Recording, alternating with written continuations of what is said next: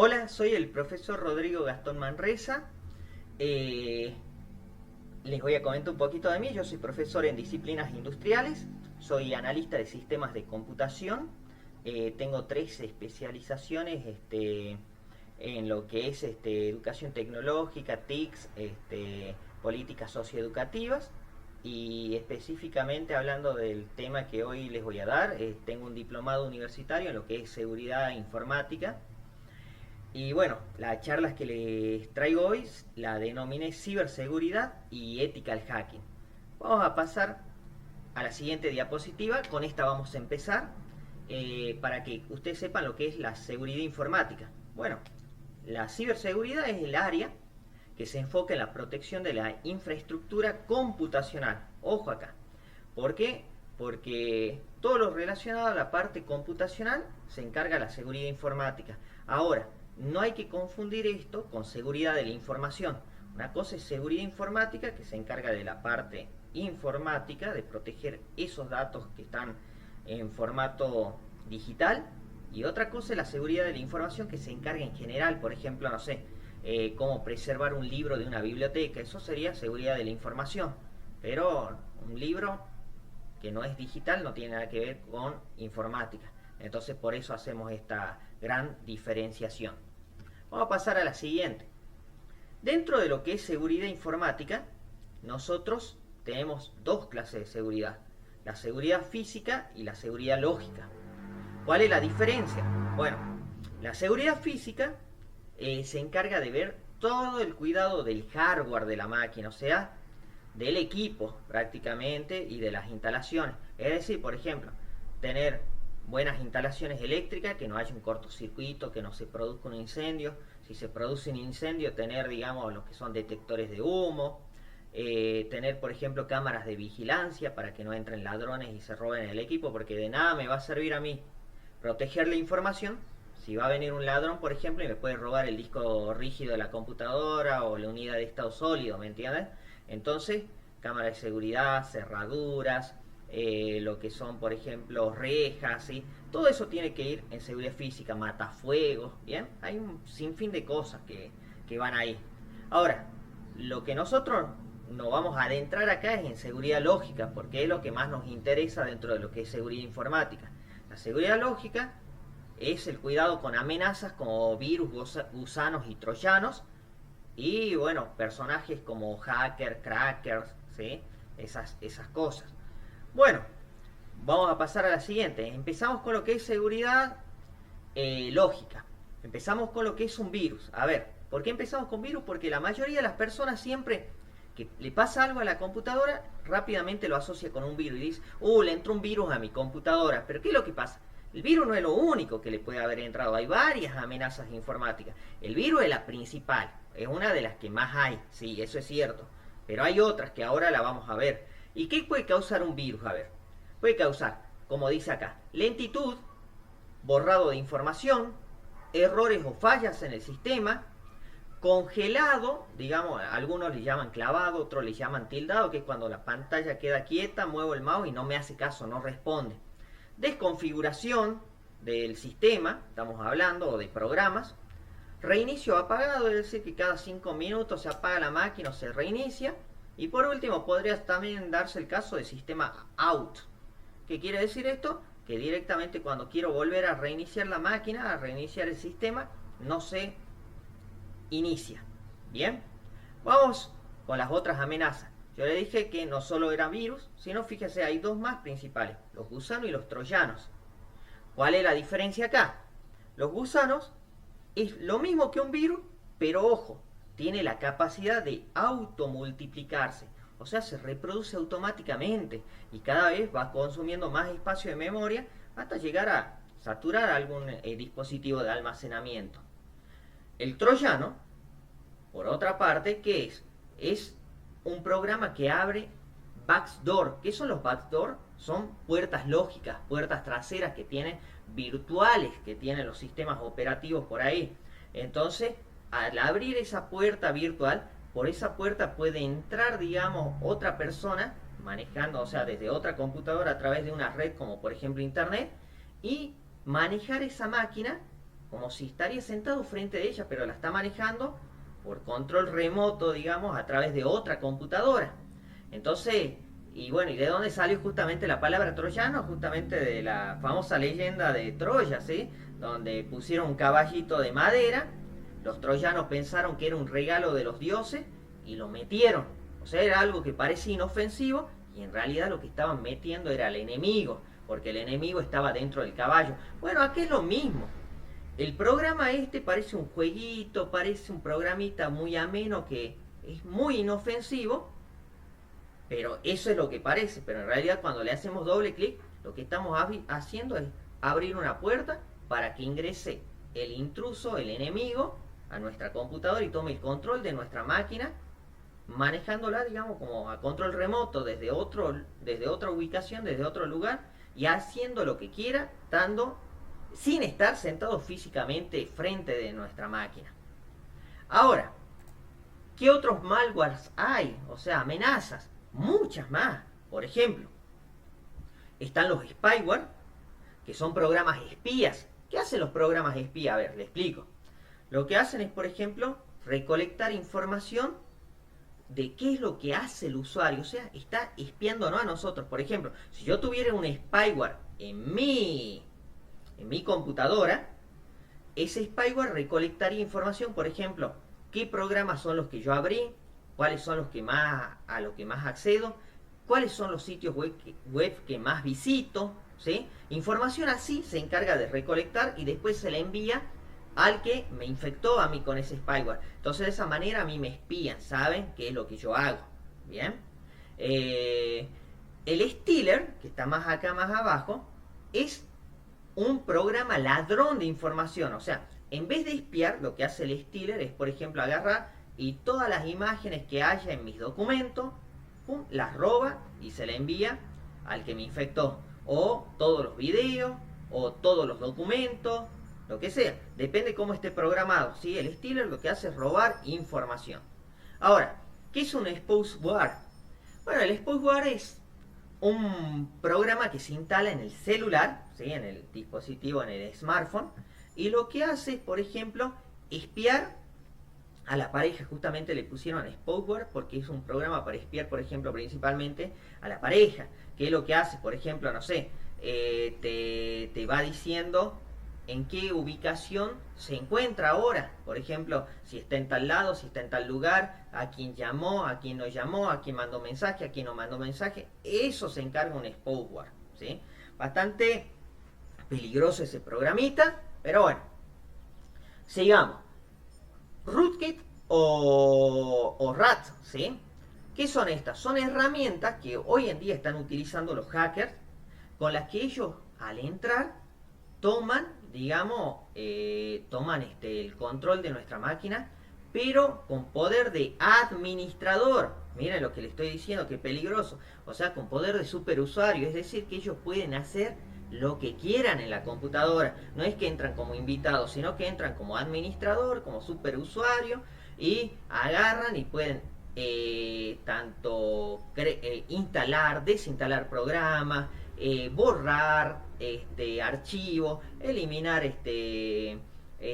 no sé, lo que a usted se le ocurra que se puede hacer en una máquina, ellos lo pueden hacer porque tienen acceso de escritura y de lectura, ¿sí? Ambas cosas. Ahora, los bootkits. ¿Qué son los bootkits? ¿Sí?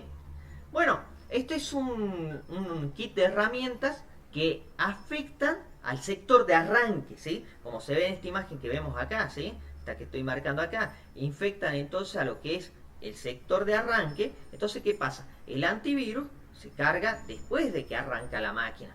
Entonces, por ahí es mucho más difícil detectar para un antivirus común y corriente este tipo de amenaza porque está afectando antes de que se cargue, digamos, el antivirus, ¿sí? Es bastante peligroso. Acá, por ejemplo, también estamos viendo lo que es un spyware, ¿sí? En esta imagen de acá, porque, por ejemplo, una persona le mandó un spyware y puede activar la cámara y ver qué es lo que está haciendo esta persona, quién más hay ahí dentro de la habitación, todo eso. ¿Ya? Muy peligroso. Tenemos los exploits también, que son, digamos, para explotar lo que son vulnerabilidades, que ya vienen, digamos, dentro del sistema operativo, o sea, son por ahí, digamos, cosas que ya vinieron de fábrica, lanzaron el sistema operativo, el programa ya con algún fallo, y bueno, se dieron cuenta los hackers de que podían explotar ese fallo y lo hacen con un programita justamente que se llama así, se llama exploit, ¿sí? Ahora a ver, vamos a lo que son otras clases de malware, ¿sí? Eh, bueno, a ver, tenemos los pop-ups, ¿sí? Que son, por ejemplo, las ventanas emergentes, esas que ustedes se deben haber dado cuenta a veces que por ahí estamos navegando por un sitio y aparece una ventana, aparece otra, otra, otra, otra. Por ahí yo quiero cerrar una y se abren dos más. Quiero cerrar otra, se abren tres más. Son ventanas que se abren sin nuestro consentimiento, ¿sí?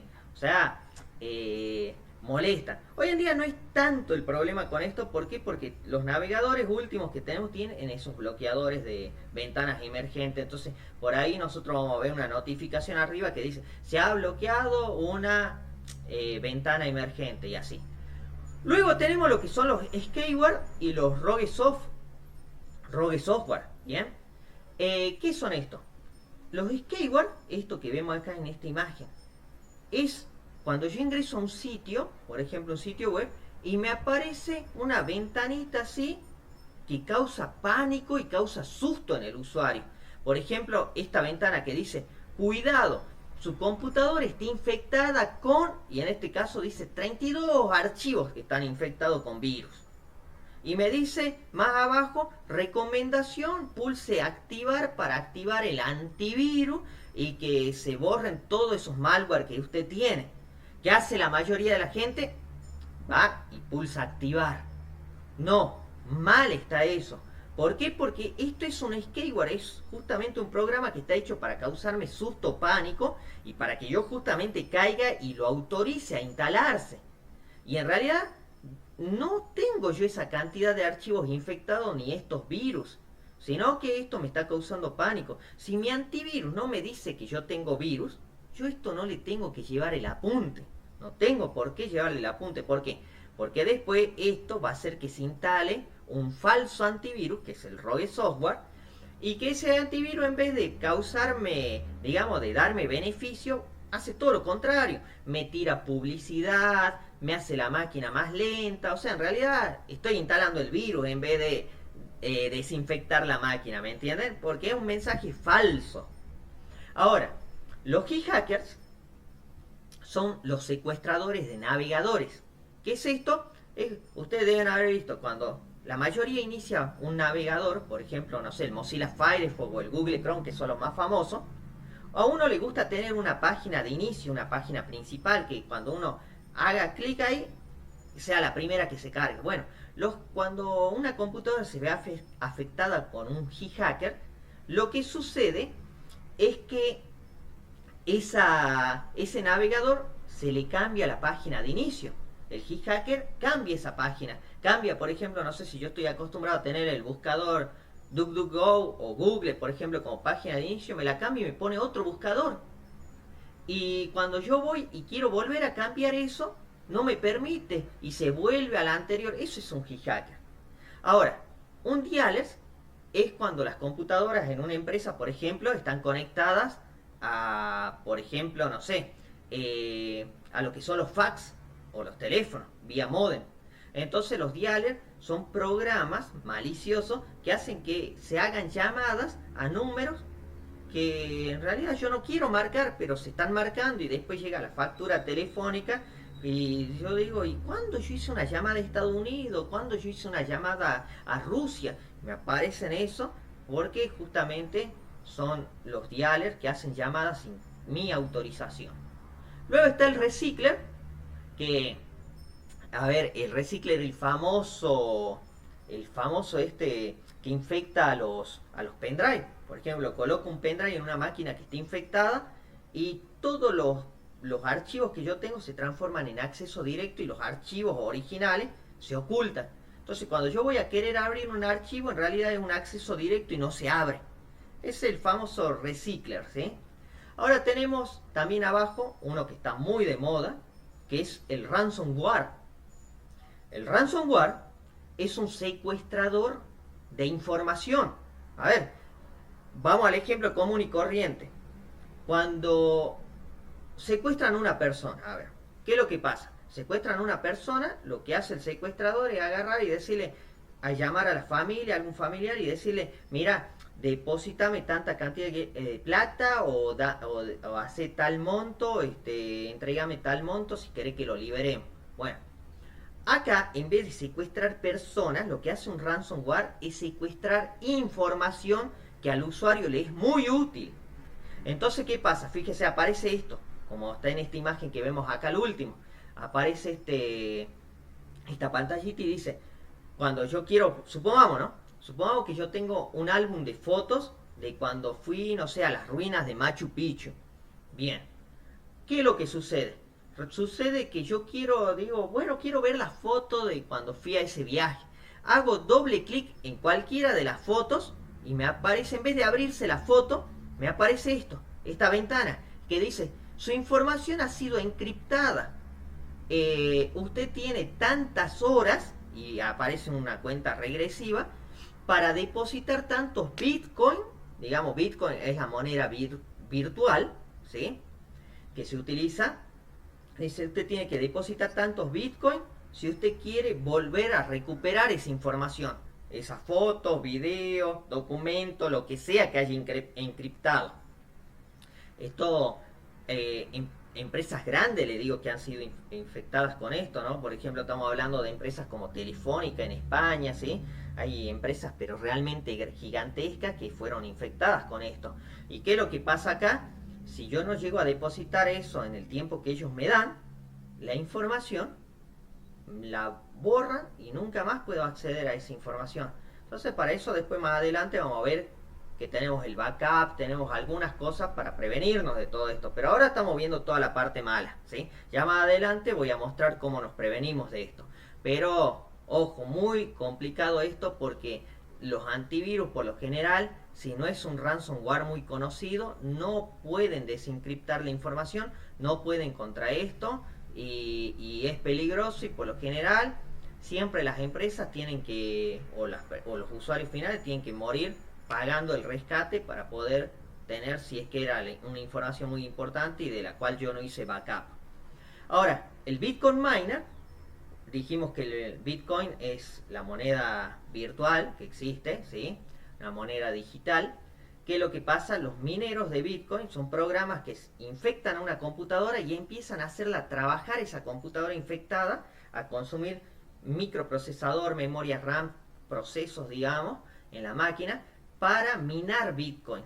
Y de esa manera, digamos, lo peor de todo es que, digamos, está bien, yo diría, bueno, está bueno que mine Bitcoin y que esos Bitcoin vayan para mí, pero no, en realidad el hacker hace que nuestra máquina trabaje minando Bitcoin en beneficio de él, porque después esos Bitcoin van a parar a la cuenta del hacker que nos atacó.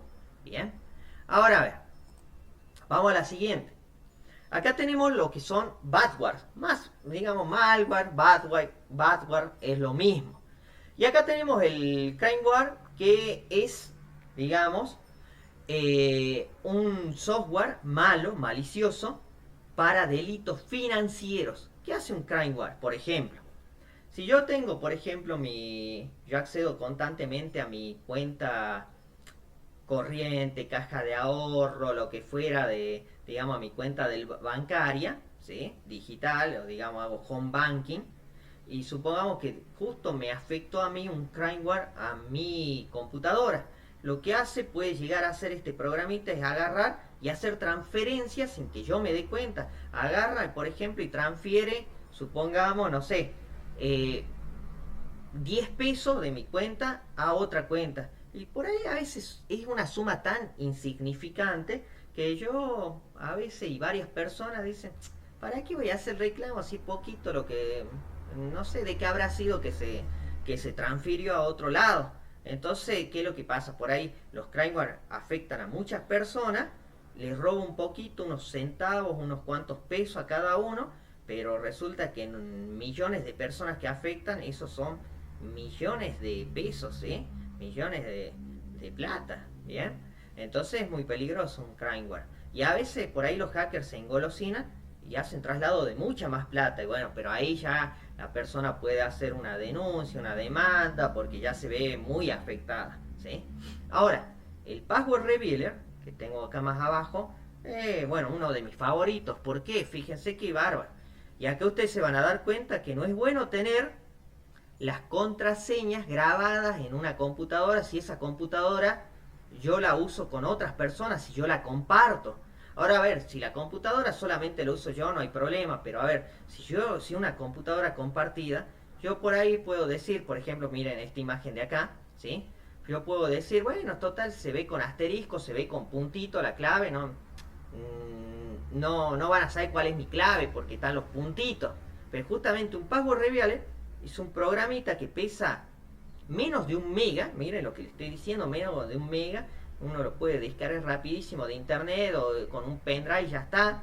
¿Y qué es lo que pasa? Cuando yo le hago clic en revealer o bien lo que es el puntero del mouse, se transforma en una lupita y esa lupita la acerco a donde están los puntitos, los asteriscos, la clave automáticamente se revela.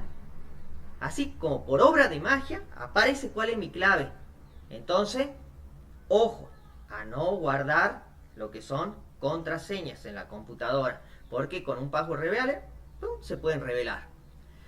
Un keylogger, este otro de mis favoritos, fíjense, es muy peligroso. Un keylogger registra cada una de las pulsaciones en el teclado que hagamos, o sea, cada uno de los tipeos, ¿sí?, de las teclas que pulsamos, se van guardando en un archivo de texto. Entonces, ¿qué pasa? Miren, por ejemplo, acá tenemos este ejemplo. Acá, la primera imagen que vemos. Este es el Ardamax Keylogger, uno de los más usados porque es gratuito. ¿Qué es lo que pasa con el Ardamax? El Ardamax me va a decir, fíjese, la fecha en la que esa persona escribió eso en la computadora, la hora, en qué programa lo hizo, si lo hizo en Word, en Messenger, en Firefox, en Google Chrome, en dónde lo hizo, y si lo hizo en un navegador como Firefox, Google Chrome, no sé, Edge, el que sea, me dice también en qué página se hizo eso. Entonces queda registrado todo lo que yo escribí. De esta manera, ¿qué pasa? Pueden espiar conversaciones que yo tuve, porque si yo estuve chateando con alguien, todo lo que yo escribí lo van a ver. Es más, si yo entré, puse mi usuario, por ejemplo, no sé, tanto, y luego puse mi contraseña, todo lo que yo tecleé, va a estar almacenado en ese archivo. Entonces también me pueden robar la clave, el nombre de usuario. Fíjense, es muy peligroso. Ahora, crack y keygen, ¿qué son estos? Bueno, estos son, por ejemplo, los crack son programitas que lo que hacen es sacar la protección antipiratería de los software para que funcione. Digamos, si yo tengo un software pirata, instalo un programa pirata, suponga un juego, que es lo más conocido, instalo un juego pirata. Cuando lo voy a ejecutar me sale, no, usted no, esta copia no es original. Entonces me dice, no puede utilizarla. Si yo lo craqueo, lo puedo usar como si fuese la versión original. Entonces eso es un crack. El keygen es una llave también, una serie de números y letras que yo puedo hacer, por ejemplo, hay programas como el WinRAR, que yo tengo que poner una clave, que para obtener esa clave yo tengo que pagar, por ejemplo, tantos dólares al creador del programa, al desarrollador, para que me envíe eso y listo, y queda el programa registrado para mí. ¿Qué es lo que pasa? Con un keygen yo puedo generar esa llave, ponerla y ya está, me queda registrado sin tener que haber pagado dinero. Pero eso es, digamos, es un delito, ¿sí?, informático. Ahora, hoax son bromas de mal gusto. ¿Qué quiere decir bromas de mal gusto? A ver, son, digamos, es lo menor que me puede pasar acá, dentro de los malware, ¿sí? Porque simplemente me juego una mala pasada, pero no va a causar daños catastróficos. ¿Qué quiero decir con esto? Con que no me va a causar daños catastróficos, ¿sí? Quiere decir básicamente que, por ejemplo, un programita que va a decir lo que dice acá, miren. Este programa se autodestruirá en 10. Y empieza 10, 9, 8, 7, 6, 5 y así cuenta regresiva y me hace asustar. O bien, por ejemplo, dice, el disco rígido se va a formatear y empieza la barra de progreso. O por ejemplo, me pone la pantalla de la computadora patas para arriba. Y bueno, con hacer control al suprimir, finalizo tarea, vuelve toda la normalidad, o reinicio la máquina y vuelve toda la normalidad. Pero esos son los hockey. Simplemente causan una mala pasada. Bien, un ratito así, causa un susto, nada más. Bien. Pero hay antivirus por ahí que ni siquiera los detectan porque no están considerados a veces como virus y a veces sí están como malware, ¿sí? Después tenemos los USB killer. En Europa están muy de moda. ¿Qué son los USB killer? Son esto que vemos acá en la última imagen. La mayoría dirá, esos son pendrive. No, no son pendrive. A ver, porque en vez de tener acá este chip de memorias, tienen capacitores que almacenan energía eléctrica. Entonces, ¿qué es lo que pasa? Esos capacitores se cargan de energía eléctrica. Cuando yo eso conecto el USB killer al USB de la computadora pensando que es un pendrive, le da una descarga eléctrica de golpe, le manda una descarga de golpe, porque justamente el USB transfiere, digamos, funciona con electricidad, le manda, y eso es capaz de quemar el puerto, e inclusive, miren lo que les voy a decir, la placa madre de la computadora, o sea, peligrosísimo, bien, muy peligroso, muy, muy peligroso. Y bueno, ¿y esto cómo me dirán ustedes? ¿Y cómo lo emplean los hackers? Bueno, sencillo. Si un hacker sabe que esta persona se va a sentar en tal lugar, por ejemplo, y le tiene bronca a esa persona y quiere quemarle su computadora, ¿qué va a hacer? Va a tirar por ahí cerca el USB killer. Cuando esta persona vaya pasando, va a ver y va a decir, qué bueno, me encontré un pendrive. Cuando después lo va a conectar a la computadora, explota, listo, chao. O sea, se hace el cortocircuito. Bien. Vamos a la siguiente. Vamos a lo que es infección y propagación, porque la mayoría dirá, ¿y todo esto cómo se propagan los virus, los gusanos, los troyanos, los spyware y todo esto que acabamos de ver? Bueno, también se propagan de esta manera, fíjense, así se infectan las computadoras, a través de soportes, por ejemplo, un disco, ya sea un disco compacto, un DVD, un Blu-ray, que esté infectado, grabado con código malicioso, con el virus o el malware acá adentro, o un pendrive también, bien, que es lo más común hoy en día. Y otra de las cosas, por internet. Por ejemplo, no sé, cuando me llega un email, supongamos un email en inglés, con un archivo adjunto, .exe, más que seguro va a ser un virus, ¿sí? Más vale que ni siquiera lo abro. Descargar o instalar, por ejemplo, por ahí sale descargar tal versión de Ares, que en realidad es un Ares trucho, y que dentro de Ares, ustedes vieron, es una red peer-to-peer, entonces, ¿qué es lo que pasa? Cualquier persona puede poner a disposición por ahí archivos que están infectados y yo lo puedo descargar pensando que son buenos, no. Lo mejor es ir a la página, al sitio web, digamos, del desarrollador oficial y desde ahí hacer las descargas a un sitio de descarga que, digamos, se responsabilicen, que tenga buena reputación. Y bueno, otras formas son, por ejemplo, por Facebook, por ahí posteos que dice hace clic acá para entrar a tal lado, o porque te ganaste tal cosa, aparece en una página, hace clic acá, sos el visitante número 1.000.000, da la casualidad y le haces clic y chao, te contagias. Bien, esas son formas de contagiarse. Bueno, ahora dentro de lo que es el mundo de la seguridad informática, tenemos 5 personajes informáticos que, a ver, no son lo mismo. Tenemos hacker, crackers, lamer, guanabes, samuráis.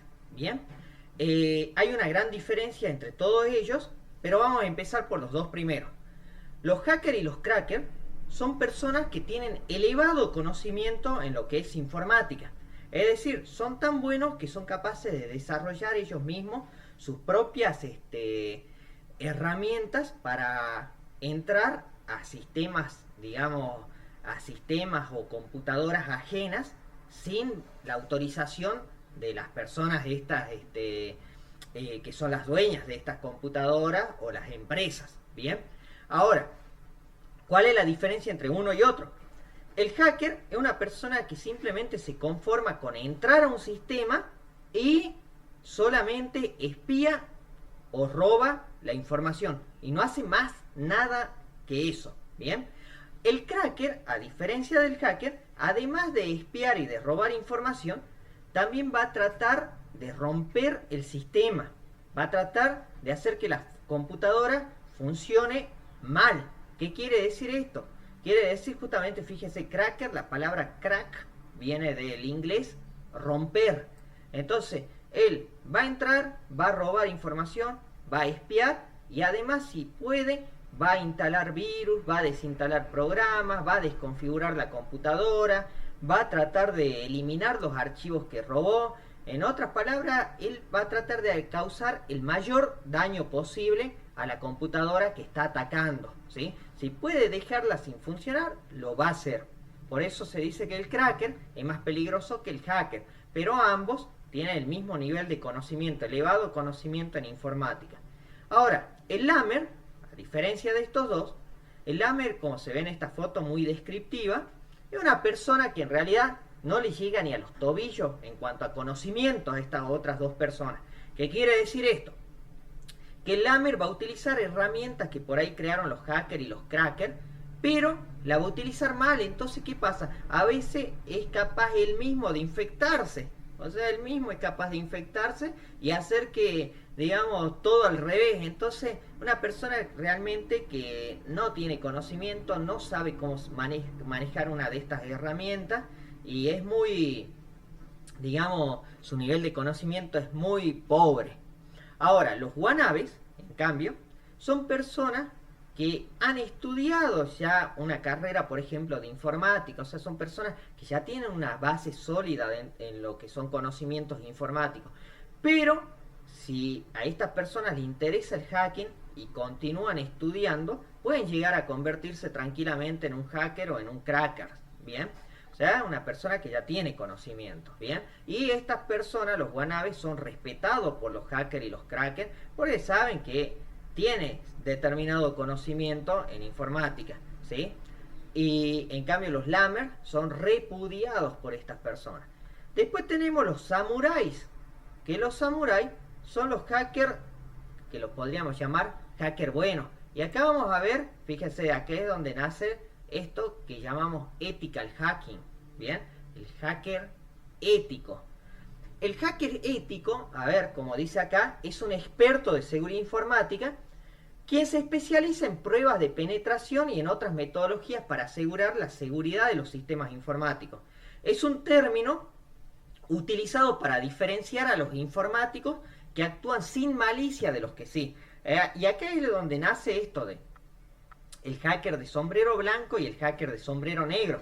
Justamente, se dice que el hacker de sombrero negro es el hacker de los que vimos anteriormente que causan daño.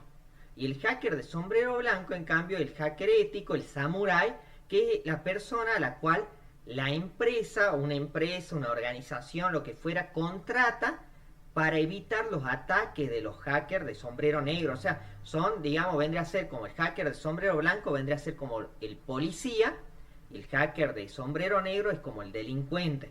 Entonces tenemos al hacker bueno que defiende, protege a la empresa de los ataques del hacker malo, del hacker de sombrero negro. Ahora a ver,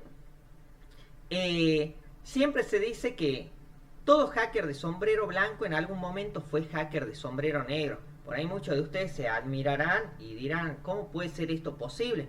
Que un hacker que haya sido malo ahora sea bueno. Bueno, pasa lo siguiente. Cuando un hacker, por ejemplo, supongamos ataca a Microsoft o ataca a Google, una empresa grande, IBM, la que a ustedes se les ocurra, ¿qué es lo que pasa? Si lo descubren, tiene una pena, porque es un delito lo que está haciendo, un delito informático. Entonces puede llegar a ir a la cárcel, una vez que cumple su condena, todo esto y sale. Aunque ustedes no lo crean, esa misma empresa, organización, lo que fuera, va y lo contrata a esta persona, va y lo busca. ¿Por qué? Porque justamente esta persona es alguien que sabe las vulnerabilidades que tiene esa empresa y esa empresa también sabe que esa persona que la atacó, que logró robar la información, es una persona que tiene buenos conocimientos. Entonces prefiere tenerla de su lado. Entonces va y lo pone como personal ya de su empresa, lo contrata. Y de esta manera se convierte en un hacker de sombrero blanco y ahora en vez de atacar a esa empresa, se dedica a protegerla. Bien. Ahora pasemos a lo que son los delitos informáticos básicos. Bien. Delitos informáticos, a ver, tenemos un montón y vamos a analizar cada uno de ellos. Por ejemplo, los primeros. Tenemos lo que es el ciberbullying. El ciberbullying es cuando, por ejemplo, en una red social, estamos hablando, por ejemplo, no sé, de Facebook, Instagram, cualquiera de esas grandes redes, Twitter puede ser también, muchas personas se ponen de acuerdo, se confabulan, ¿para qué? Para empezar a desprestigiar a otra persona, para hacerle burlas, todas esas cuestiones. Entonces, a eso es lo que llamamos nosotros ciberbullying, cuando empiezan a burlarse de una determinada persona y la hacen sentir mal, la hacen sentir incómoda y todas esas cuestiones. Eso es el ciberbullying, cuando se produce por una red social. El grooming, que tenemos acá más abajo, es otro delito informático, que es cuando un mayor se crea una cuenta falsa y se hace pasar por una persona mucho más chica. Supongamos, no sé, una persona de 15 años. ¿Bien?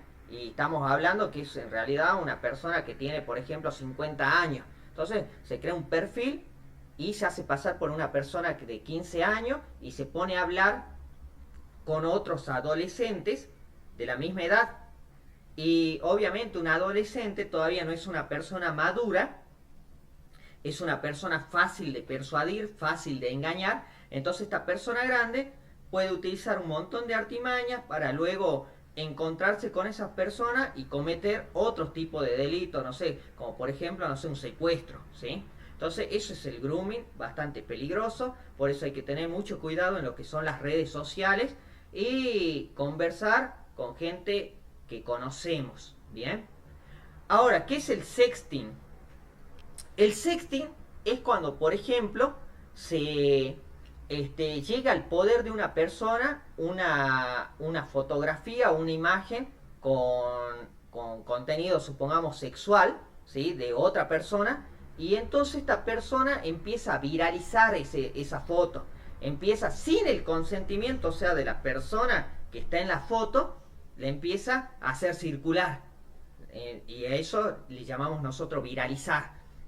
Eso también está como un delito porque estaría, digamos, expandiendo una foto con contenido íntimo de una persona y sin su consentimiento. Entonces esto también está enmarcado como un delito informático.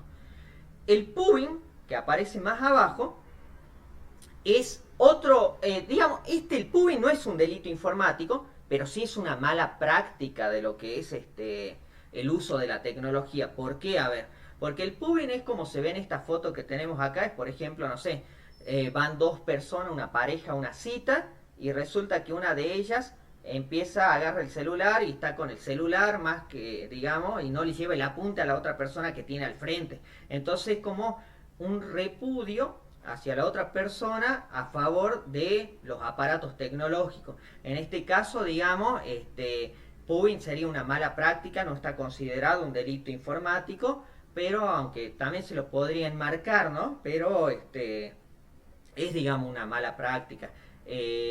Digamos, estarían prestándole más atención a un dispositivo que a la persona que tiene al frente. Vamos a la siguiente, la piratería. La piratería, bueno, la conoce la mayoría. La piratería es cuando se crean copias piratas de un software original. Por ejemplo, no sé, supongamos un CD de música original, se hace una copia y entonces ya se tiene el mismo CD con la misma música en otro, pero ya es pirata, ya no es la versión original. Bien, vamos más abajo, clickjacking. El clickjacking son, por ejemplo, cuando aparece en algún sitio web, como por ejemplo, supongamos, no sé, Facebook, aparece, por ejemplo, hace clic aquí para ingresar a tal lado, o hace clic acá porque te ganaste tal premio, o hace clic acá para ver tal video, y resulta que uno hace clic ahí y en realidad se infecta, ¿bien? Lo que hace, en vez de ver el video que te están proponiendo o entrar a ganarte el premio que te están diciendo, en realidad vos al hacer clic te están engañando y el clic es para hacer otra cosa que nada tiene que ver con lo que te están diciendo. Bien, por eso hay que hacer clic siempre en enlaces por ahí que uno sepa de personas confiables y esas cosas. Y por ahí cuando vemos así posteo de personas que no son confiables, no conviene. Vamos más abajo. Tenemos lo que es el spam y el scam. ¿Qué es esto? Es el famoso correo basura. Cuando nosotros tenemos nuestra cuenta de email, a veces nos llega un montón de correos y esos correos son muchos y son publicidad que nosotros no solicitamos de alguna empresa. Entonces, ¿qué es lo que sucede? Esa publicidad molesta y nosotros nunca la solicitamos y nos llega, ya sea, no sé, al celular, por mensaje al celular me estoy refiriendo, o lo más común, a nuestra cuenta de email, ¿bien? Se transforma en scam cuando ya hay un problema, digamos, de plata, de dinero. ¿Qué quiere decir esto? Que, por ejemplo, hay una estafa que nos dicen, tal persona falleció y te ha dejado una herencia. Resulta que yo no conozco a esa persona, jamás la he visto y resulta que me dejó una herencia. Y es formas de engañar para que después uno le facilite determinados datos y, bueno, nos roben dinero de esa forma, ¿sí? Estafándonos. Por lo general, no hay que llevarle el apunte a todas esas cosas. Siempre por ahí estos emails tienen un mensaje engañoso. Y de ahí viene esto, lo que es la ingeniería social. La ingeniería social son personas que agarran y tratan de persuadir y de tomar confianza de la otra persona. Por ejemplo, no sé, diciendo, mira, te ganaste un premio de un sorteo. Pero a ver, si yo jamás participé en un sorteo, nunca llené mis datos, es para desconfiar eso, ¿me entiendes? Entonces no conviene hacer llevarle la punta a estas personas, porque siempre van a decir cosas bonitas, cosas que nos van a gustar escuchar a nosotros, que ganamos tal cosa, que nos dejaron tal herencia, que nos hicieron tal cosa.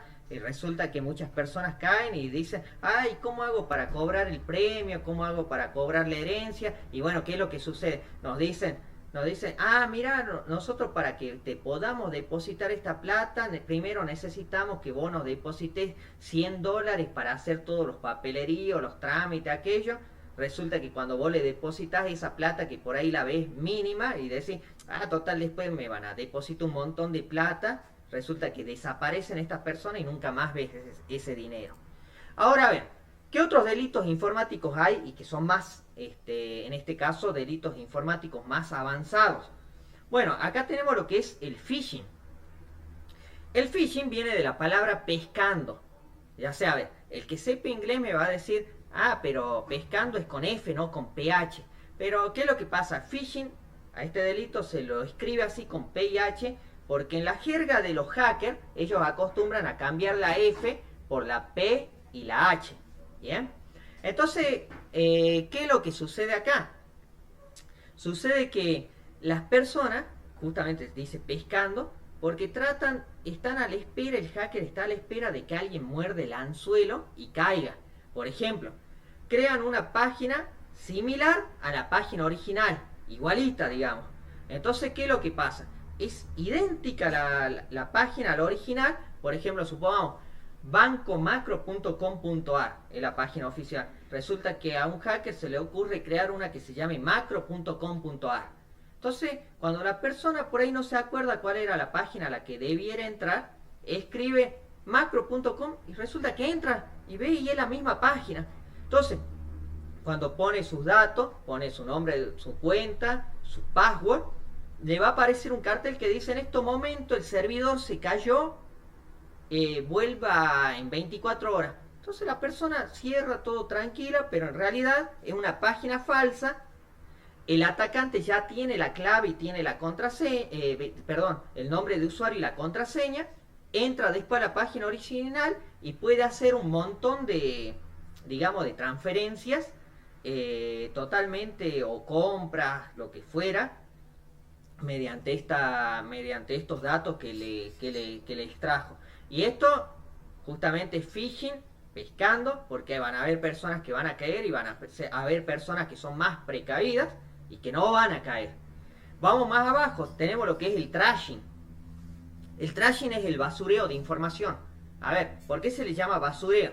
Porque es como una persona de las que, por ejemplo, van y buscan en las basuras.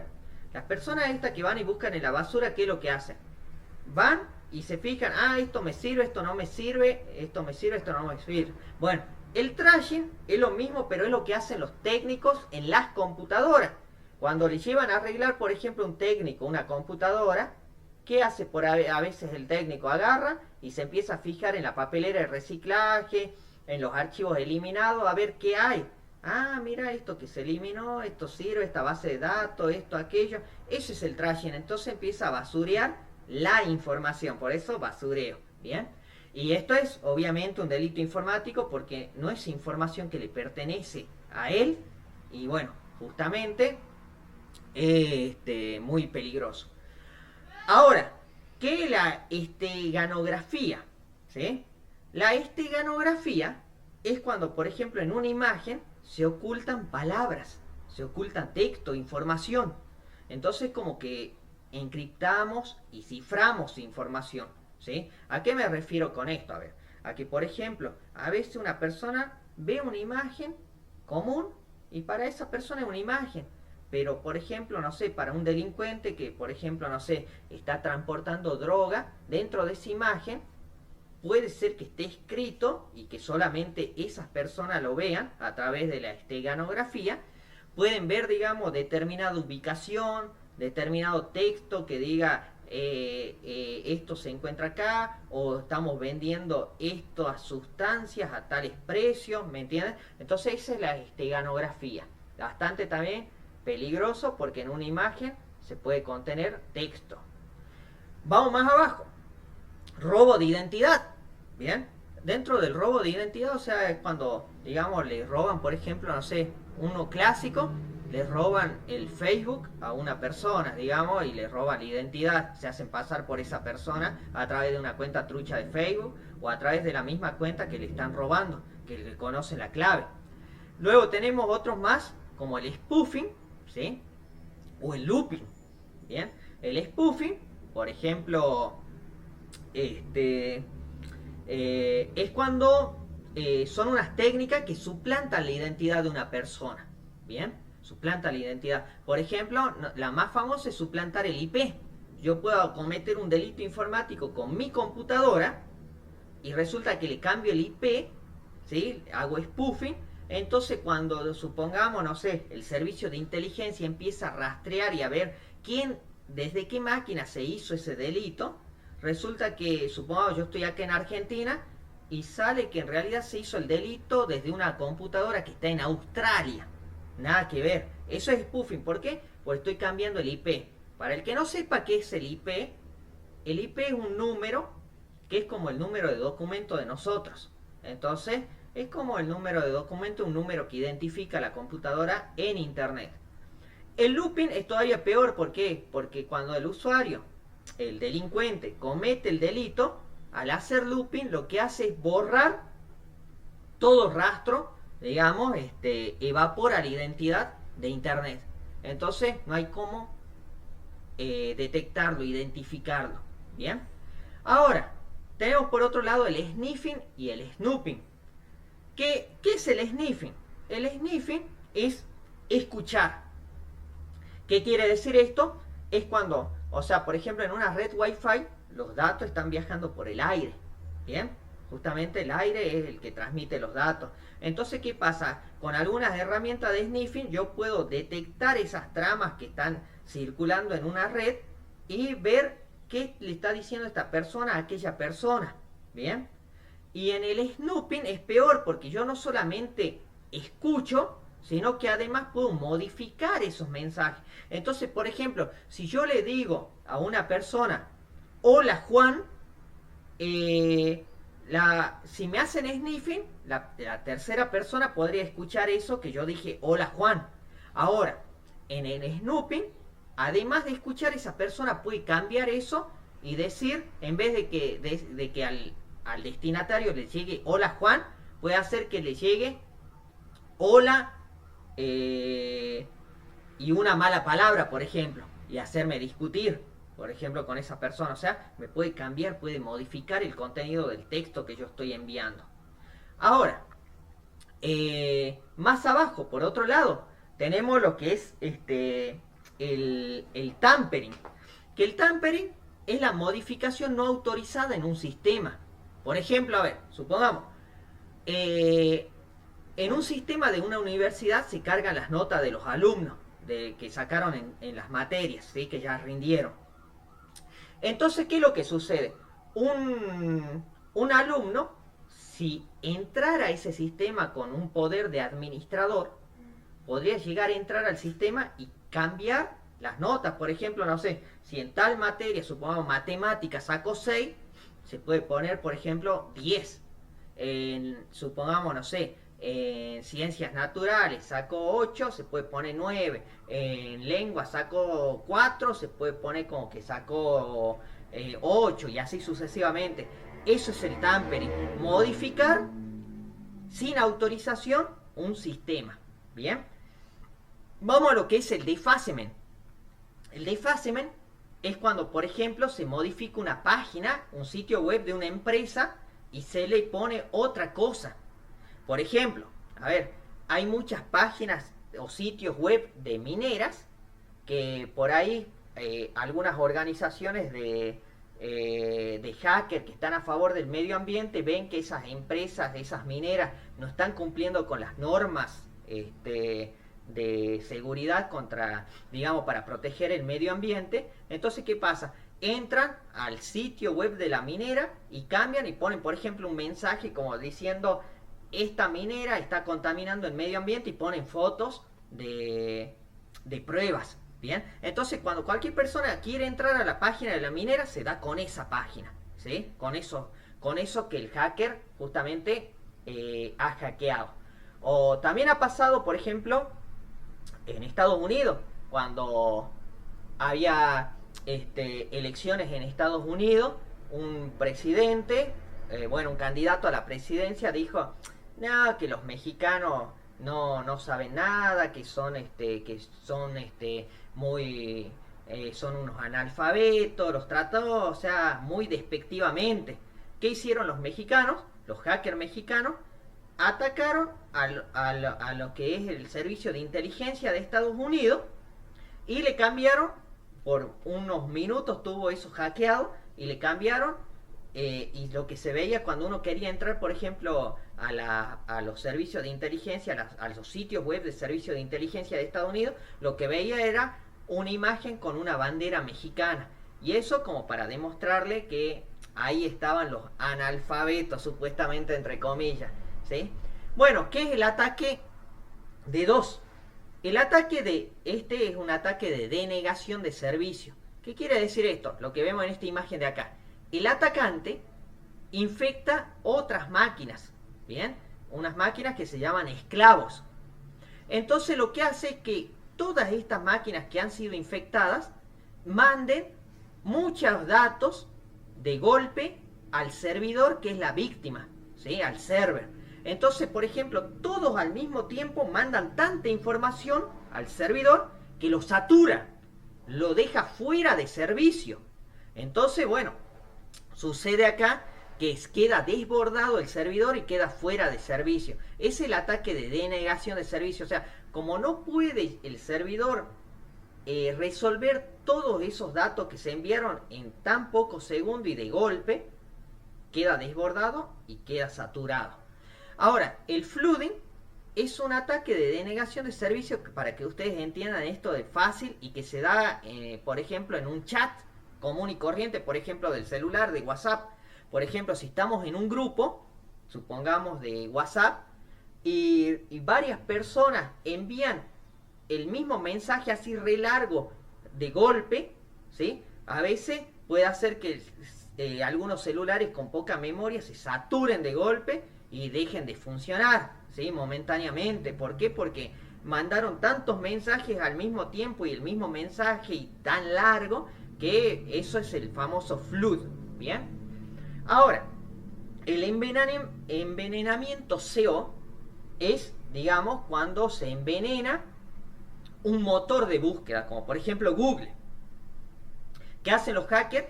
Agarran y envenenan el motor de búsqueda Google. ¿Para qué? Para que cuando uno haga una búsqueda, en las primeras posiciones aparezcan lo que son, por ejemplo, las páginas que ellos crearon. Entonces uno piensa que es una página confiable. ¿Por qué? Porque apareció en las primeras búsquedas, en los primeros, digamos, sitios de búsqueda y en las primeras posiciones me estoy refiriendo. Y resulta que no es así. Uno cuando entra resulta que son páginas que tienen virus, que tienen un montón de malware y que son peligrosos. Ahora a ver, ¿qué es el ataque por fuerza bruta? El ataque por fuerza bruta es lo siguiente. Es cuando, por ejemplo, yo quiero encontrar lo que es la clave de una persona y resulta que no sé cuál es su clave. Empiezo a probar palabras, no puedo. Entonces utilizo un programita que trabaja por fuerza bruta. ¿Qué es lo que hace? Agarra un diccionario, una base de datos y empieza a probar, por ejemplo, no sé, con las palabras más comunes del diccionario. Empieza a probar esta palabra, esta otra, a ver si alguna es la clave de esa persona que yo quiero obtener su clave. Si no pasa nada con eso, hay otros de fuerza bruta que lo que hacen es hacer 00000, 00001, 0002 y así sucesivamente va probando clave por clave hasta dar con la que corresponde. Bien, por eso más adelante vamos a ver cómo se hace una clave segura. Bien, vamos a otros delitos informáticos. Fíjense,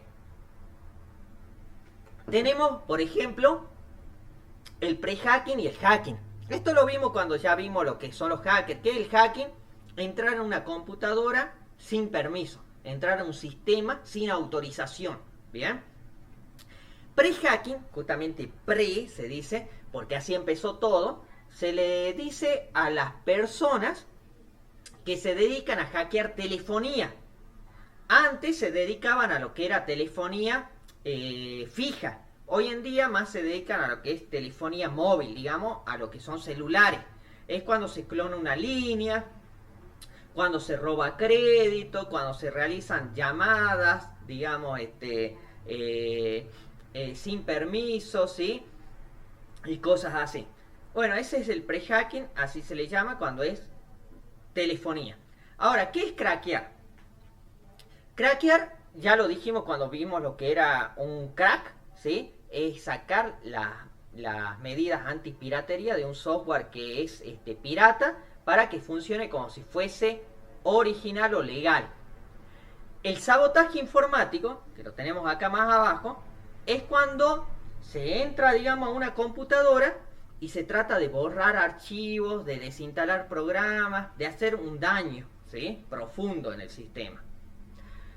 Borrar información en realidad que es imprescindible o importante para la persona. El ciberespionaje es justamente cuando, por ejemplo, un gobierno espía a través de internet o de alguna red o de informática a otro gobierno, ¿sí?, a otro país, por ejemplo. Supongamos, no sé, Rusia y Estados Unidos viven constantemente haciéndose ciberespionaje, ¿sí? Entonces un país espía qué armamento tiene que al otro, las posiciones, qué es lo que están haciendo y todas esas cuestiones. Tenemos más abajo la ciberextorsión, que es cuando ya, supongamos, no sé, una persona tiene información importante de otra, entonces le dice, y que es finita, y que nadie, y que la otra persona no quiere que nadie sepa de eso, entonces le dice, mira, si vos no me pagas tanto, yo voy a mostrar toda esta información que tengo sobre vos. Bien, entonces esa es la ciberextorsión. Se extorsiona a la otra persona para no mostrar determinada información que yo tengo de esa persona. El ciberterrorismo es, por ejemplo, acá vemos el famoso ejemplo de Anonymous, que es cuando aparece un terrorista y causa pánico en otro país y dice por un mensaje, miren, si ustedes siguen haciendo esto, nosotros vamos a causar tal atentado, por ejemplo. Bueno, la falsificación o ciberfraude se da, por ejemplo, en sistemas digitales. Por ejemplo, vamos a lo que es el voto electrónico. Se podría tranquilamente cambiar las bases de datos, ¿sí?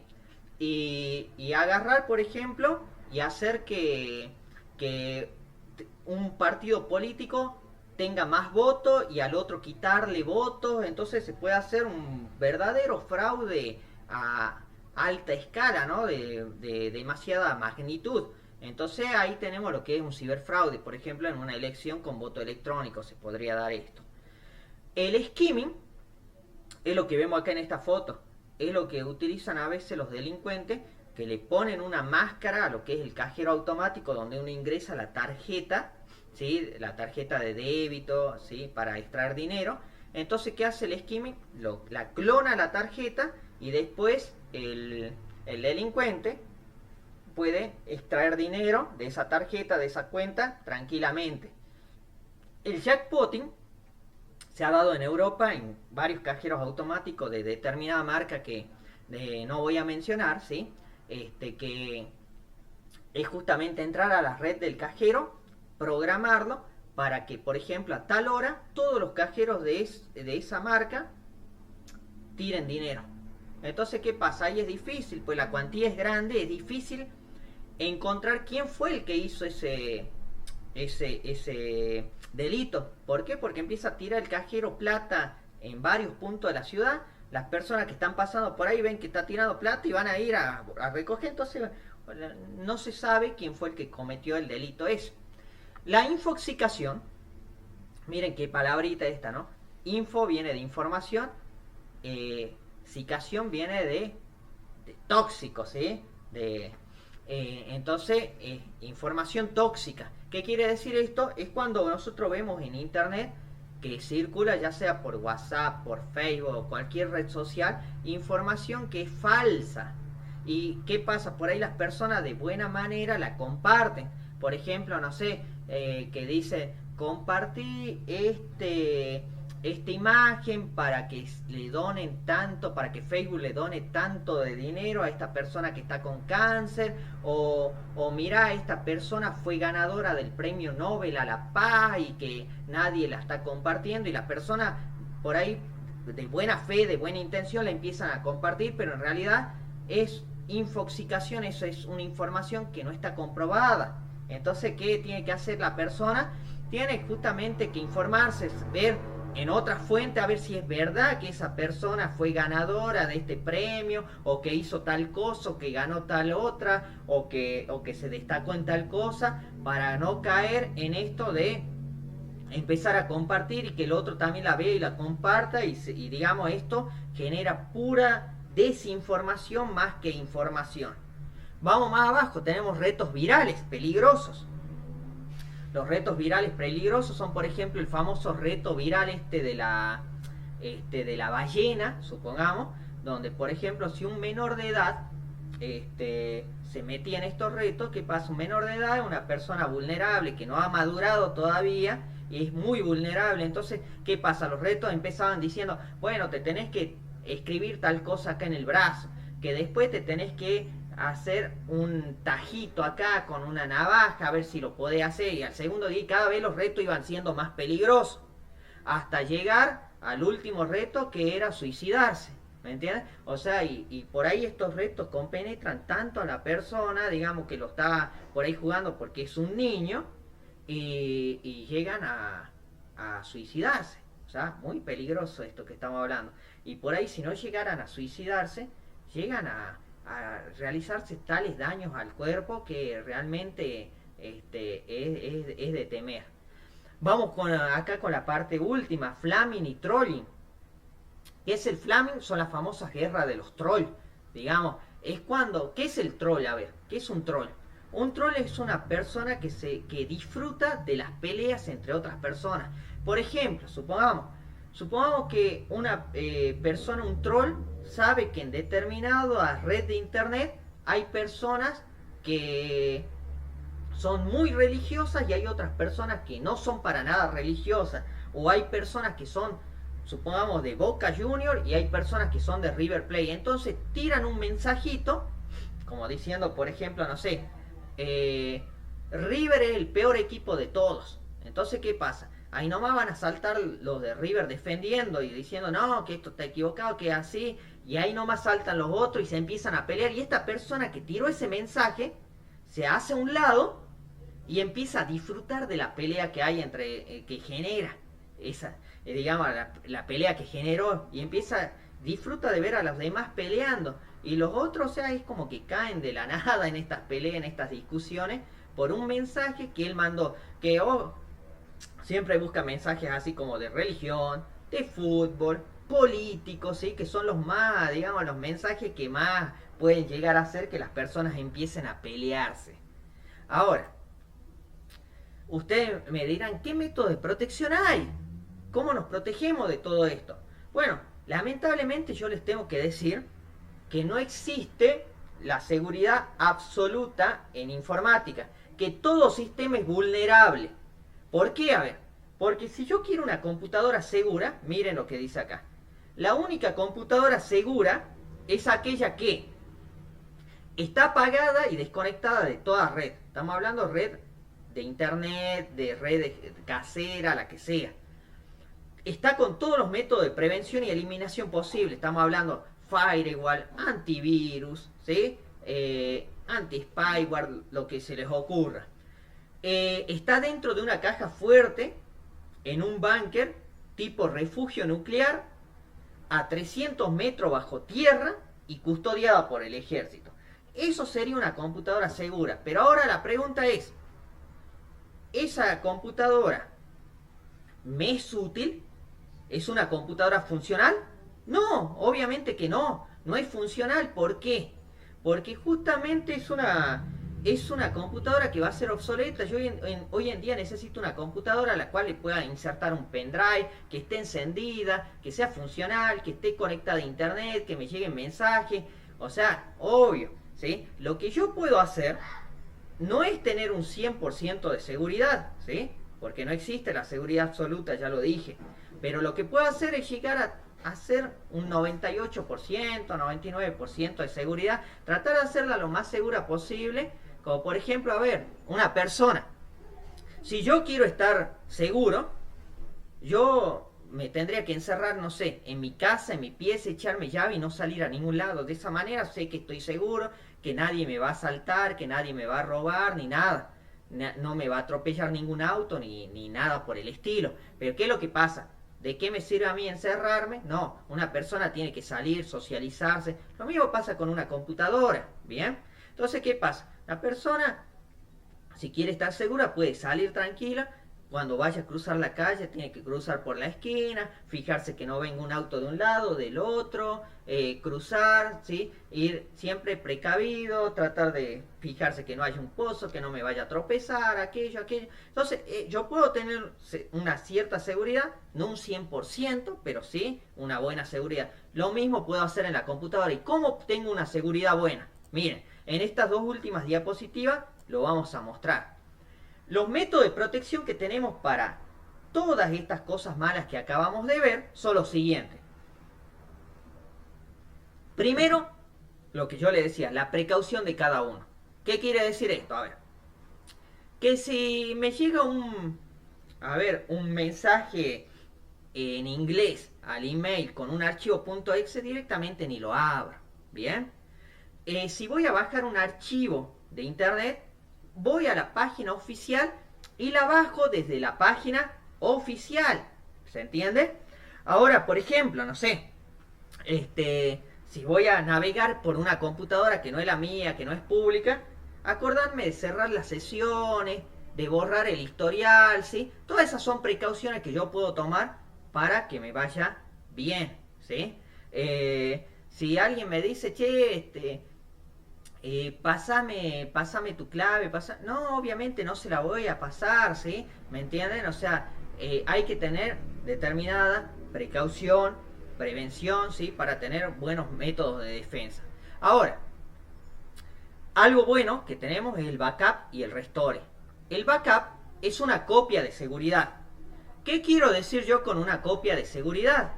Quiero decir lo siguiente, que por ejemplo, si yo tengo información en la computadora que para mí es importante, imprescindible, y que yo digo, si esto se me borra, yo me muero, entonces ¿qué pasa? Yo lo que tengo que hacer es agarrar y esa información copiarla y tenerla duplicada o multiplicada todavía aún mejor, o sea, más veces. ¿Bien? ¿Qué quiere decir esto?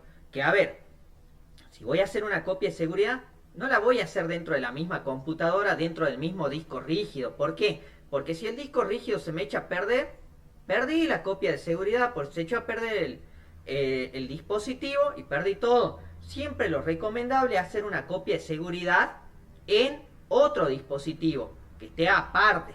Entonces, a ver, yo puedo tener fotos de viajes, videos, documentos que son importantes para mí, y a eso lo copio por ahí en un disco rígido externo, lo copio en una unidad de estado sólido externa, lo copio en un pendrive, lo copio en otros lados. Entonces, ¿qué pasa? Si algún día me entra un hacker, me entra un virus, me borra esa información, yo no me hago problema porque lo tengo en otro lado. Entonces después, no hay problema, lo vuelvo a copiar porque lo tengo en otro lado. Entonces, el backup es una de las cosas más importantes. Vamos más abajo. Los antivirus. Muy importante los antivirus. ¿Por qué? Porque los antivirus son programitas, son, digamos, están constantemente escaneando cada cosa que yo abra dentro de la computadora o que yo instale dentro de la computadora para ver si no tiene código malicioso y no tiene virus. Ahora, ¿qué pasa? Muchas personas, yo a veces escuché que vienen y me decían a mí, no entiendo cómo me entra un virus si yo tengo 2 antivirus o tengo 3 antivirus. Bueno, primer error y grave. Uno únicamente tiene que tener un solo antivirus instalado en la computadora. Uno solo. ¿Por qué? Porque justamente, a ver, el antivirus funciona como si fuese un virus. Cada cosa que yo abro lo escanea. Entonces, si yo tengo 2 antivirus, los 2 antivirus es como que se detectan como virus y se anulan entre sí. Entonces los virus después andan como por su casa dentro de mi computadora porque los dos se están anulando. Y encima me hacen la computadora más lerda porque los dos tratan de escanear archivos. Entonces hace esto realmente terrible. Otra de las cosas aconsejables es que el antivirus esté actualizado. ¿Qué quiere decir que esté actualizado? Que justamente, a ver, yo puedo instalar un antivirus, por ejemplo, pude haberlo instalado a principio de año, supongamos en el mes de febrero. Si me entra un virus viejo, el antivirus no porque no esté actualizado, no va a proteger, no. Sí va a proteger, tiene el antídoto, tiene la receta y lo puede proteger de virus viejos, ¿sí? Que hayan sido creados antes de febrero, ¿sí? Que es cuando yo instalé el virus. Ahora, ¿por qué se recomienda tener el antivirus actualizado? Porque si da la casualidad que me entra un virus nuevo, o sea, un virus que se creó después de que yo instalé el antivirus y no lo actualicé, ese virus no lo detecta el antivirus, entonces me puede infectar. Vamos más abajo, anti-malware. Hay determinados malware que los antivirus no lo detectan o no pueden sacarlo. Entonces ya se requiere de un programita específico para ese determinado malware. A veces hay algunos anti-spyware que son para sacar spyware que no pueden sacar los antivirus. Bien. Ahora, ¿qué más tenemos? Parches de seguridad. Las famosas actualizaciones de seguridad por ejemplo, de los sistemas operativos. A veces descubre que ese sistema operativo ha tenido fallos, ha tenido backdoor, ha tenido, por ejemplo, algunos problemitas, algunas vulnerabilidades supongamos, día cero, vulnerabilidades, o sea, de cuando se lo fabricó al sistema y se lo lanzó, y las corrigen después, posteriormente, dicen, mira, acá ha habido un fallo, y por este fallo un hacker podría entrar y tomar el control de la máquina, o podría acceder a tales archivos. Entonces corrigen eso, y esas son las actualizaciones de seguridad, son parches que hacen que eso deje digamos, que corrijan esa falencia. Firewall son los famosos muros de fuego. Esto que vemos acá, por ejemplo, esta imagen. Esta imagen que vemos acá abajito, es un muro de fuego. Que, ¿qué es lo que hace? A ver, para que ustedes lo entiendan fácilmente. Es como un patobica, como un seguridad que está en un boliche o en una fiesta, de, por ejemplo, un cumpleaños de 15. Entonces, ¿qué pasa? El patobica, ¿qué es lo que hace? El seguridad. Lo que hace es agarrar, cuando viene una persona, le presenta la tarjeta de invitación, dice, ah, vos estás autorizado, pasás a la fiesta. Si viene una persona sin la tarjeta de invitación, le dice, ah, no, vos no estás autorizado, no podés pasar. Bueno, el firewall hace lo mismo en una computadora. Cuando detecta que una conexión, que viene alguien, un hacker, y quiere entrar a mi computadora, le dice, ah, no, vos no estás autorizado, y no lo deja.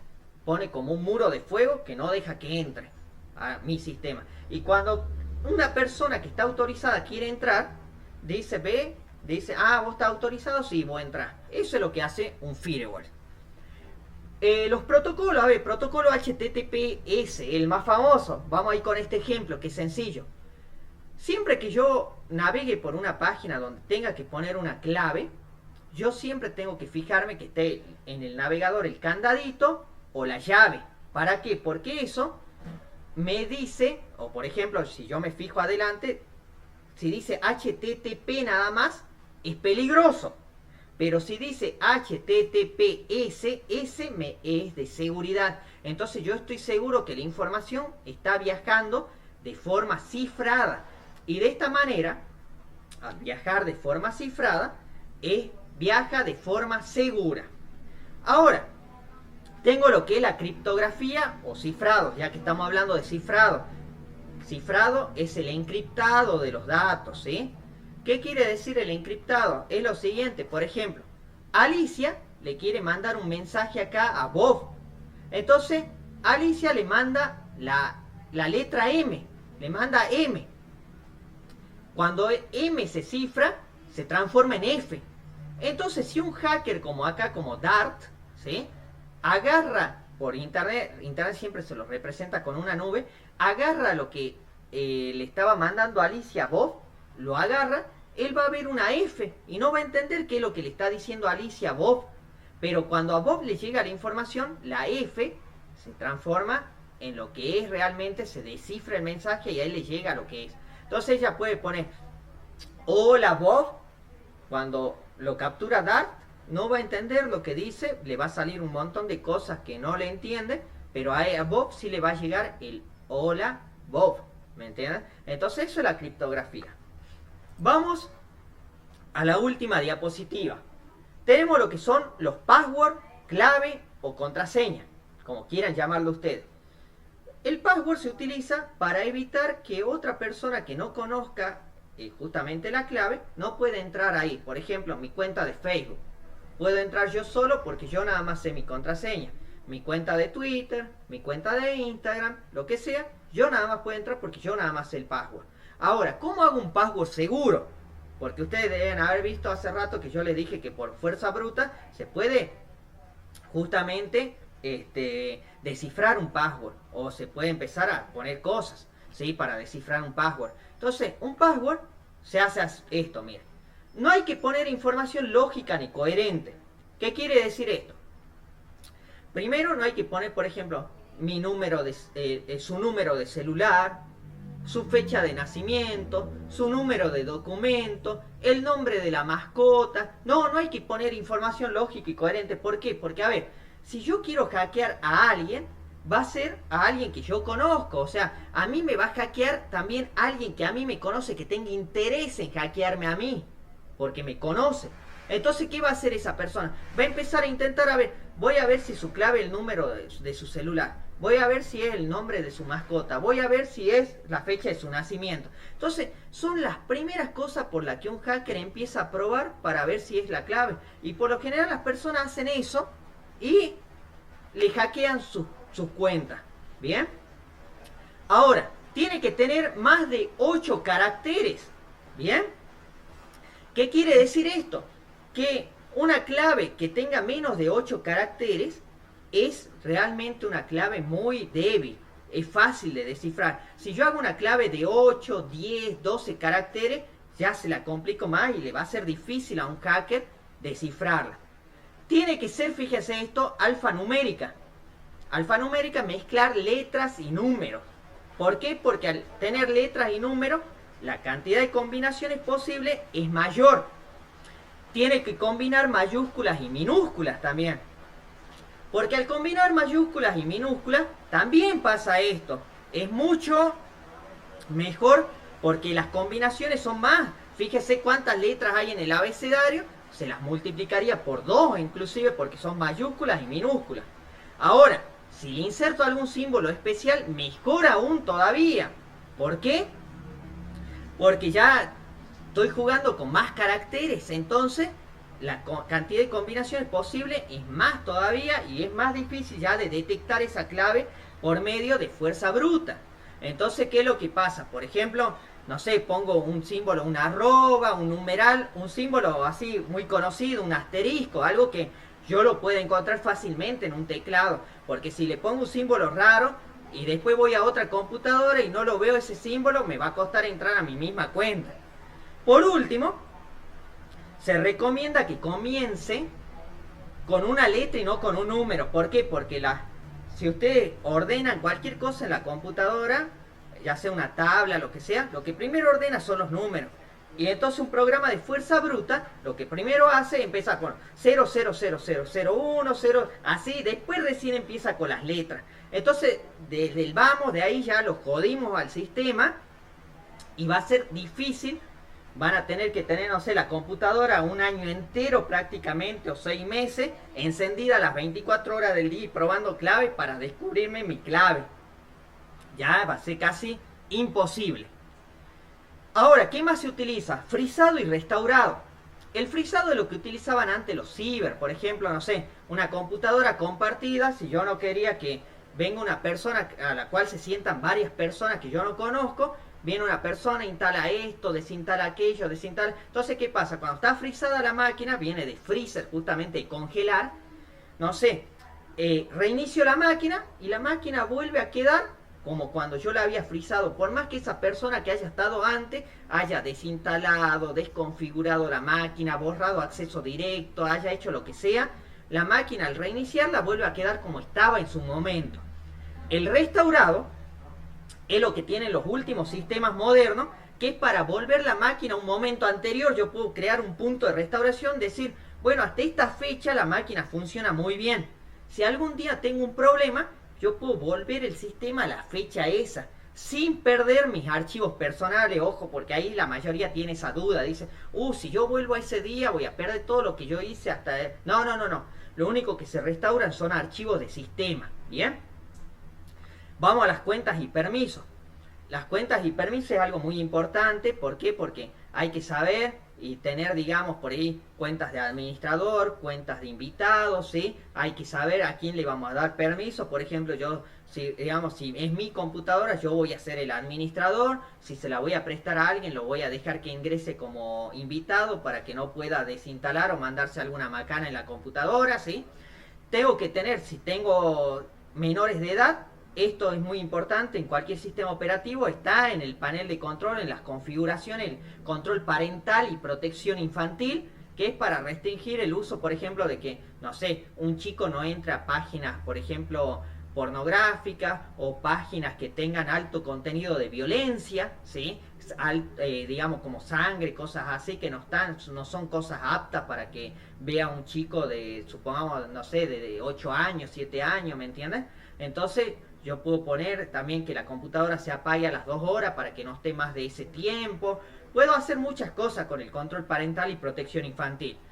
Por último, también tenemos lo que son las configuraciones de privacidad, que eso hay que tener muy en cuenta en las redes sociales. Por ejemplo, Facebook tiene su configuración de privacidad para que yo, por ejemplo, esta foto solamente la vean mis amigos, mis contactos y no la vea cualquier persona, por eso hay que saber qué poner público, qué no poner público, qué poner privado, qué poner para que solo vean mis amigos. Yo tengo que saber qué información, ¿sí? Porque, por ejemplo, si yo estoy acostumbrado a irme a algún lado y poner, por ejemplo, no sé, la ubicación, estoy acá, no me conviene. O sea, ¿por qué? Porque, no sé, un ladrón puede llegar a ver que yo estoy en otro lado, que mi casa está sola, entonces puede agarrar, decir, ah, este está de vacaciones allá, puedo entrar a robar tranquilo, ¿me entienden? Entonces, configuraciones de privacidad es muy importante, poner qué es lo que quiero que se vea y qué es lo que quiero que no se vea, qué información por ahí, no sé, como un teléfono, un celular, no quiero que nadie sepa, qué quiero que sí sepan, ¿me entienden?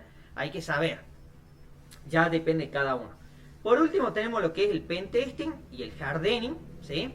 Que bueno, el pentesting es agarrar y tratar, por ejemplo, de que eh, uno, tratar de hacer daño a la computadora, es decir, para probar la seguridad que tiene nuestra computadora. Es decir, a ver qué pasa, voy a entrar desde otra cuenta para ver qué es lo que se ve de mi cuenta, voy a ver qué pasa si hago clic acá, si es que esto está funcionando bien, voy a probar qué pasa si yo pongo una clave incorrecta, si es que me bloquea o no. Entonces, es el pentesting, son pruebas de penetración, de ataques, para ver si todo está funcionando bien, mis medidas de seguridad que yo tomé.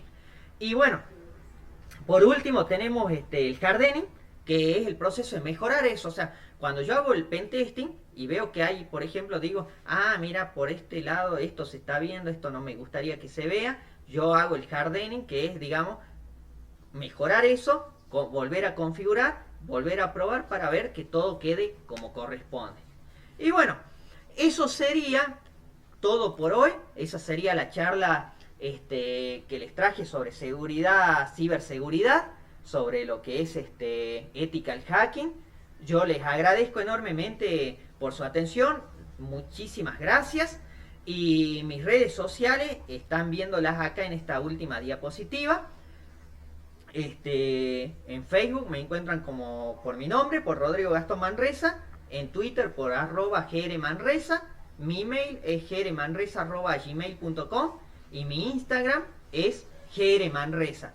Estas diapositivas que yo les presenté acá están bajo licencia Creative Commons, por lo tanto están para compartir, obviamente siempre dando los créditos y bueno, compartir el conocimiento, como siempre digo, y lo dijo Richard Stallman, genera riqueza intelectual. Así que cualquiera de ustedes que quisiera estas diapositivas, esta presentación que acabo de hacer, tranquilamente me pueden contactar y no tengo ningún problema en compartírselas. Nuevamente, muchas gracias por su atención.